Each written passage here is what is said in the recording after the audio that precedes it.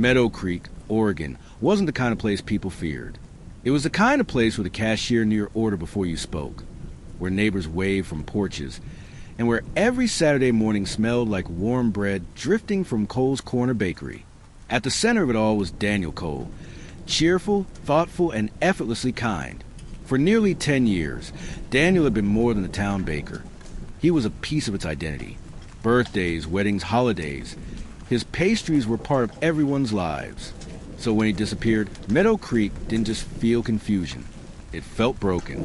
On a foggy Tuesday morning, the bakery door stood unlocked.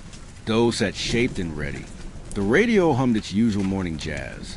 Everything looked normal, except Daniel wasn't there. At first, people assumed he stepped out. But an hour passed, then two, then the entire day. By the next morning, police tape stretched across the entrance. Investigators considered the obvious, a robbery gone wrong, a stranger, a random crime. But nothing was stolen.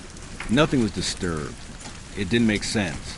The first real lead came from someone unexpected, a retired teacher. She mentioned something subtle, something nobody had paid attention to. Daniel and his neighbor, Lance Porter, they weren't always friendly.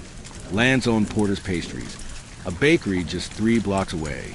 His business had always struggled, especially once Daniel arrived in town. Locals remembered the tension.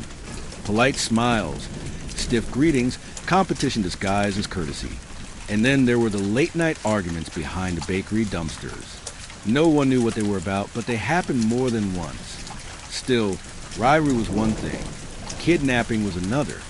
Or so everyone thought. Days turned into weeks. Flyers covered storefronts. Search groups combed hiking trails and riverbanks. The town prayed for answers, until a tip changed everything. A delivery driver reported seeing Lance repeatedly visiting a private warehouse outside town, long after midnight. Officers arrived quietly, expecting nothing. But inside, they found Daniel. He was alive, barely, disoriented, weak, and with clear signs he'd been restrained. The details were never fully released to the public, but investigators later said he fought longer than anyone realized. Daniel was rushed to the hospital where he slipped into a coma that lasted nearly a month. Meanwhile, Lance was arrested, and Meadow Creek was left stunned. How could someone they passed on sidewalks and saw at grocery stores be capable of something so calculated? Jealousy, police would later confirm, had consumed Lance. His business was failing. His resentment grew, and eventually his envy turned dangerous. This was never random. It was personal. 31 days later, something impossible happened. Daniel woke up. Doctors said recovery would be long. Physically, emotionally, socially, the trauma changed him. Sleepless nights, fear of silence, and memories he couldn't fully untangle lingered. But Meadow Creek didn't let him heal alone. They brought meals, left flowers, painted murals. Children drew cards.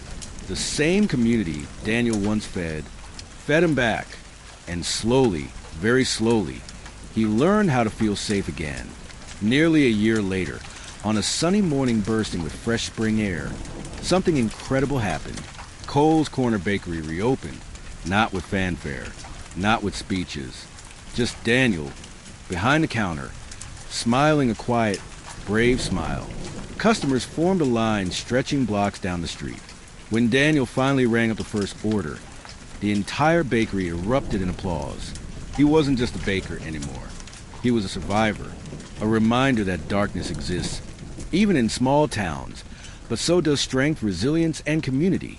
And Meadow Creek would never forget the lesson. Sometimes the most dangerous mysteries aren't strangers lurking in shadows. They're the secrets hidden behind familiar faces.